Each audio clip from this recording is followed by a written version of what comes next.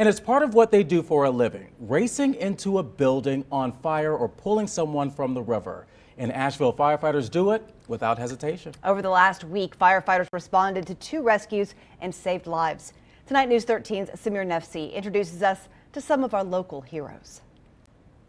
Among the 20,000 calls Asheville firefighters respond to each year, they simply show up and go to work. And what they do isn't easy. Sunday, 45 firefighters went into the Bartlett Arms apartment. Crews suited up and went into the 5-story building. There was smoke all the way down on the floor, zero visibility. We couldn't see anything, so it was essentially like a blind search. Firefighter Jacob Hansberry, a 14-year veteran, is able to humbly say he saved the life of a person trapped in their apartment. It feels good.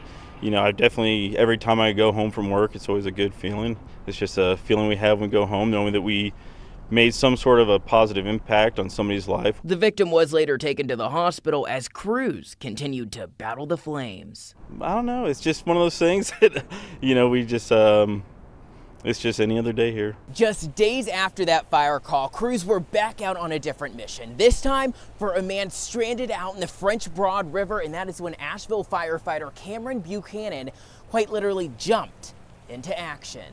I swam a little bit in high school, but I am no Michael Phelps. Buchanan is one of the nearly 20 firefighters who took part in the team effort responding to a call from the Woodfin Police Department. This after a man ran into the river after being pulled over. We showed up, the individual was on the rock, and then he'd been there for a little while, and the individual decided to let go of the rock. I'm guessing just because of his mental state. He'd been in the water so long, hypothermia had started to set in, and he started to float away and starting to lose consciousness as he went. That's when the 4-year veteran got into the frigid French Broad River. So most of the time you're supposed to be in a dry suit when you enter the water, and particularly that morning, it was before shift change, and I was actually in the basement, so I had shorts and a t-shirt on. So it was a little cold. You know, there's no particular reason. It's just a mindset that you know each and every day.